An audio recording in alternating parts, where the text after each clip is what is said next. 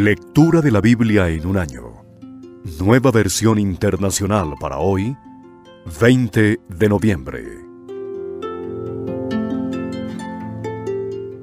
Carta a los Romanos. Romanos, capítulo 1.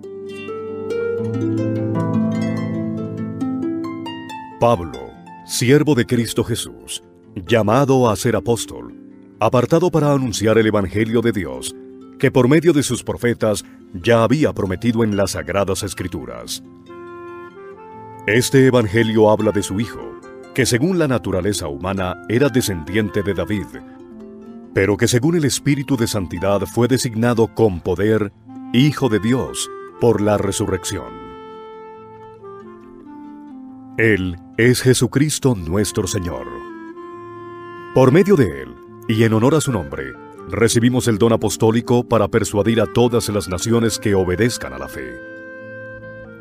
Entre ellas están incluidos también ustedes, a quienes Jesucristo ha llamado. Les escribo a todos ustedes, los amados de Dios que están en Roma, que han sido llamados a ser santos. Que Dios nuestro Padre y el Señor Jesucristo les conceda gracia y paz. En primer lugar, por medio de Jesucristo doy gracias a mi Dios por todos ustedes, pues en el mundo entero se habla bien de su fe. Dios, a quien sirvo de corazón predicando el Evangelio de su Hijo, me es testigo de que los recuerdo a ustedes sin cesar. Siempre pido en mis oraciones que, si es la voluntad de Dios, por fin me abra ahora el camino para ir a visitarlos. Tengo muchos deseos de verlos para impartirles algún don espiritual que los fortalezca. Mejor dicho, para que unos a otros nos animemos con la fe que compartimos. Quiero que sepan, hermanos, que aunque hasta ahora no he podido visitarlos, muchas veces me he propuesto hacerlo para recoger algún fruto entre ustedes, tal como lo he recogido entre las otras naciones. Estoy en deuda con todos, sean cultos o incultos, instruidos o ignorantes. De allí mi gran anhelo de predicarles el Evangelio también a ustedes que están en Roma. A la verdad, no me avergüenzo del Evangelio, pues es poder de Dios para la salvación de todos los que creen. De los judíos primeramente, pero también de los gentiles. De hecho, en el Evangelio se revela la justicia que proviene de Dios, la cual es por fe de principio a fin, tal como está escrito: el justo vivirá por la fe. Ciertamente, la ira de Dios viene revelándose desde el cielo contra toda impiedad e injusticia de los seres humanos, que con su maldad obstruyen la verdad. Me explico. Lo que se puede conocer acerca de Dios es evidente para ellos, pues Él mismo se lo ha revelado. Porque desde la creación del mundo las cualidades invisibles de Dios, es decir, su eterno poder y su naturaleza divina, se perciben claramente a través de lo que Él creó, de modo que nadie tiene excusa. A pesar de haber conocido a Dios, no lo glorificaron como a Dios ni le dieron gracias, sino que se extraviaron en sus inútiles razonamientos y se les oscureció su insensato corazón. Aunque afirmaban ser sabios, se volvieron necios y cambiaron la gloria del Dios inmortal por imágenes que eran réplicas del hombre mortal, de las aves, de los cuadrúpedos y de los reptiles. Por eso Dios los entregó a los malos deseos de sus corazones, que conducen a la impureza sexual, de modo que degradaron sus cuerpos los unos con los otros. Cambiaron la verdad de Dios por la mentira, adorando y sirviendo a los seres creados antes que al Creador, quien es bendito por siempre. Amén. Por tanto, Dios los entregó a pasiones vergonzosas. En efecto, las mujeres cambiaron las relaciones naturales por las que van contra la naturaleza. Asimismo, los hombres dejaron las relaciones naturales con la mujer y se encendieron en pasiones lujuriosas los unos con los otros. Hombres con hombres cometieron actos indecentes y en sí mismos recibieron el castigo que merecía su perversión. Además, como estimaron que no valía la pena tomar en cuenta el conocimiento de Dios, Él, a su vez, los entregó a la depravación mental, para que hicieran lo que no debían hacer. Se han llenado de toda clase de maldad, perversidad, avaricia y depravación. Están repletos de envidia, homicidios, disensiones, engaño y malicia. Son chismosos, calumniadores, enemigos de Dios, insolentes, soberbios y arrogantes. Se ingenian maldades, se rebelan contra sus padres. Son insensatos, desleales, insensibles, despiadados. Saben bien que, según el justo decreto de Dios, quienes practican tales cosas merecen la muerte. Sin embargo, no solo siguen practicándolas, sino que incluso aprueban a quienes las practican. Romanos, capítulo 2. Por tanto, no tienes excusa tú, quienquiera que seas, cuando juzgas a los demás, pues al juzgar a otros te condenas a ti mismo, ya que practicas las mismas cosas. Ahora bien, sabemos que el juicio de Dios contra los que practican tales cosas se basa en la verdad. ¿Piensas entonces que vas a escapar del juicio de Dios, tú que juzgas a otros y sin embargo haces lo mismo que ellos? ¿No ves que desprecias las riquezas de la bondad de Dios, de su tolerancia y de su paciencia, al no reconocer que su bondad quiere llevarte al arrepentimiento? Pero por tu obstinación y por tu corazón empedernido, sigues acumulando castigo contra ti mismo para el día de la ira, cuando Dios revelará su justo juicio. Porque Dios pagará a cada uno según lo que merezcan sus obras. Él dará vida eterna a los que, perseverando en las buenas obras, buscan gloria, honor e inmortalidad. Pero los que por su egoísmo rechazan la verdad para aferrarse a la maldad, recibirán el gran castigo de Dios. Habrá sufrimiento y angustia para todos los que hacen el mal, los judíos primeramente, y también los gentiles. Pero gloria, honor y paz para todos los que hacen el bien, los judíos primeramente, y también los gentiles, porque con Dios no hay favoritismos. Todos los que han pecado sin conocer la ley, también perecerán sin la ley. Y todos los que han pecado conociendo la ley, por la ley serán juzgados. Porque Dios no considera justos a los que oyen la ley, sino a los que la cumplen. De hecho, cuando los gentiles que no tienen la ley, cumplen por naturaleza lo que la ley exige, ellos son ley para sí mismos, aunque no tengan la ley.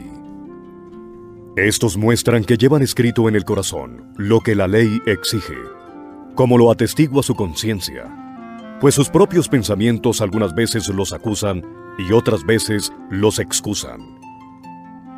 Así sucederá en el día en que, por medio de Jesucristo, Dios juzgará los secretos de toda persona, como lo declara mi Evangelio. Ahora bien, tú que llevas el nombre de judío, que dependes de la ley y te jactas de tu relación con Dios, que conoces su voluntad y sabes discernir lo que es mejor porque eres instruido por la ley, que estás convencido de ser guía de los ciegos y luz de los que están en la oscuridad, instructor de los ignorantes, maestro de los sencillos, pues tienes en la ley la esencia misma del conocimiento y de la verdad. En fin, tú que enseñas a otros, ¿no te enseñas a ti mismo? Tú que predicas contra el robo, ¿robas? Tú que dices que no se debe cometer adulterio, ¿adulteras? Tú que aborreces a los ídolos, ¿robas de sus templos? Tú que te jactas de la ley, ¿deshonras a Dios quebrantando la ley? Así está escrito: por causa de ustedes se blasfema el nombre de Dios entre los gentiles. La circuncisión tiene valor si observas la ley, pero si la quebrantas, vienes a ser como un incircunciso. Por lo tanto, si los gentiles cumplen los requisitos de la ley, ¿no se les considerará como si estuvieran circuncidados? El que no está físicamente circuncidado pero obedece la ley, te condenará a ti, que, a pesar de tener el mandamiento escrito y la circuncisión, quebrantas la ley. Lo exterior no hace a nadie judío, ni consiste la circuncisión en una señal en el cuerpo. El verdadero judío lo es interiormente, y la circuncisión es la del corazón, la que realiza el espíritu, no el mandamiento escrito. Al que es judío así, lo alaba Dios y no la gente.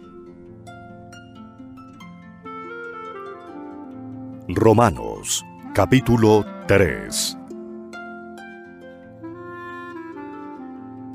Entonces, ¿qué se gana con ser judío? ¿O qué valor tiene la circuncisión? Mucho, desde cualquier punto de vista. En primer lugar, a los judíos se les confiaron las palabras mismas de Dios. Pero entonces, si a algunos les faltó la fe, ¿acaso su falta de fe anula la fidelidad de Dios?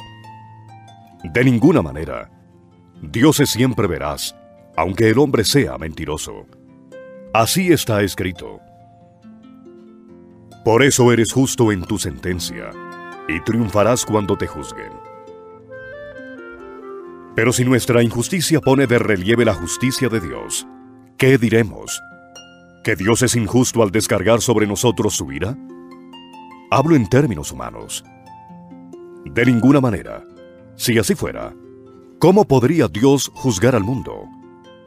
Alguien podría objetar: si mi mentira destaca la verdad de Dios y así aumenta su gloria, ¿por qué todavía se me juzga como pecador? ¿Por qué no decir: hagamos lo malo para que venga lo bueno? Así nos calumnian algunos, asegurando que eso es lo que enseñamos.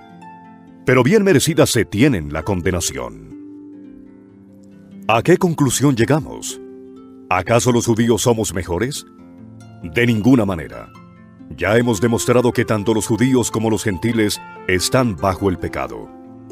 Así está escrito. No hay un solo justo, ni siquiera uno.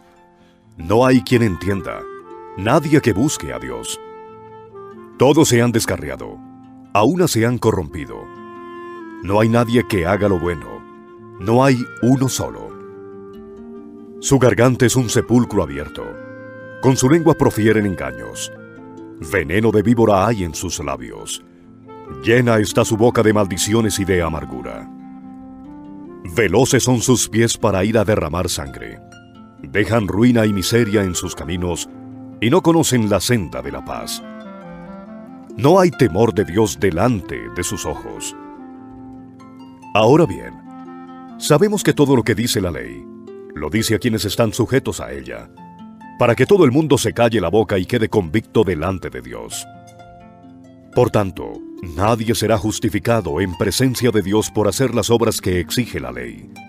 Más bien, mediante la ley, cobramos conciencia del pecado. Pero ahora, sin la maldición de la ley, se ha manifestado la justicia de Dios, de la que dan testimonio la ley y los profetas. Esta justicia de Dios se llega mediante la fe en Jesucristo a todos los que creen. De hecho, no hay distinción, pues todos han pecado y están privados de la gloria de Dios. Pero por su gracia son justificados gratuitamente mediante la redención que Cristo Jesús efectuó. Dios lo ofreció como un sacrificio de expiación que se recibe por la fe en su sangre, para así demostrar su justicia.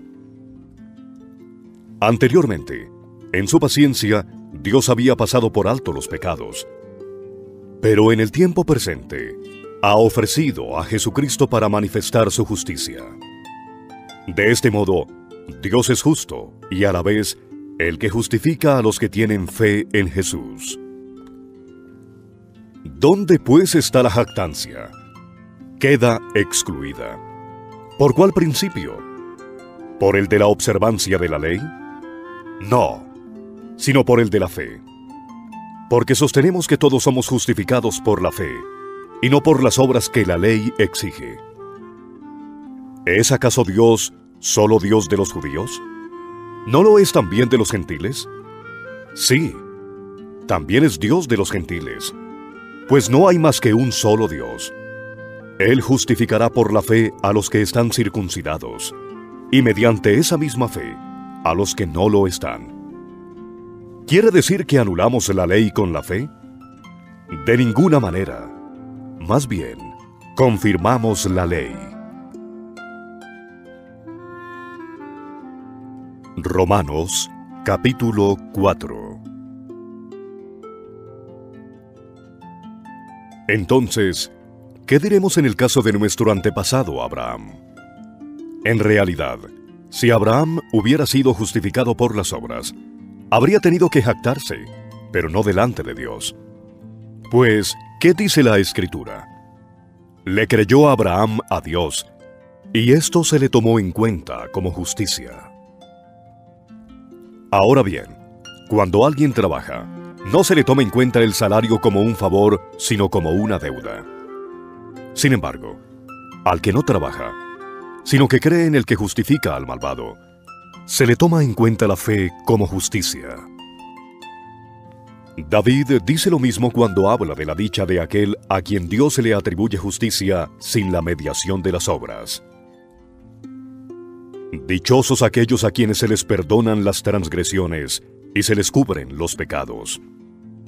Dichoso aquel cuyo pecado el Señor no tomará en cuenta. ¿Acaso se ha reservado esta dicha solo para los que están circuncidados? ¿Acaso no es también para los gentiles? Hemos dicho que a Abraham se le tomó en cuenta la fe como justicia. ¿Bajo qué circunstancias sucedió esto? ¿Fue antes o después de ser circuncidado? Antes y no después. Es más, cuando todavía no estaba circuncidado, recibió la señal de la circuncisión como sello de la justicia que se le había tomado en cuenta por la fe. Por tanto, Abraham es padre de todos los que creen, aunque no hayan sido circuncidados, y a estos se les toma en cuenta su fe como justicia. Y también es padre de aquellos que, además de haber sido circuncidados, siguen las huellas de nuestro padre Abraham, quien creyó cuando todavía era incircunciso. En efecto, no fue mediante la ley como Abraham y su descendencia recibieron la promesa de el que sería heredero del mundo, sino mediante la fe, la cual se le tomó en cuenta como justicia. Porque si los que viven por la ley fueran los herederos, entonces la fe no tendría ya ningún valor, y la promesa no serviría de nada. La ley, en efecto, acarrea castigo. Pero donde no hay ley, tampoco hay transgresión. Por eso la promesa viene por la fe, a fin de que por la gracia quede garantizada para toda la descendencia de Abraham. Esta promesa no es solo para los que son de la ley, sino para los que son también de la fe en Abraham, quien es el Padre que tenemos en común delante de Dios, tal como está escrito. Te he confirmado como padre de muchas naciones. Así que Abraham creyó en el Dios que da la vida a los muertos y que llama las cosas que no son como si ya existieran. Contra toda esperanza, Abraham creyó y esperó, y de este modo llegó a ser padre de muchas naciones, tal como se le había dicho. Así de numerosa será tu descendencia. Su fe no flaqueó, aunque reconocía que su cuerpo estaba como muerto, pues ya tenía unos 100 años, y que también estaba muerta la matriz de Sara. Ante la promesa de Dios no vaciló como un incrédulo, sino que se reafirmó en su fe y dio gloria a Dios, plenamente convencido de que Dios tenía poder para cumplir lo que había prometido. Por eso se le tomó en cuenta su fe como justicia. Y esto de que se le tomó en cuenta no se escribió solo para Abraham, sino también para nosotros. Dios tomará en cuenta nuestra fe como justicia, pues creemos en aquel que levantó de entre los muertos a Jesús nuestro Señor. Él fue entregado a la muerte por nuestros pecados y resucitó para nuestra justificación.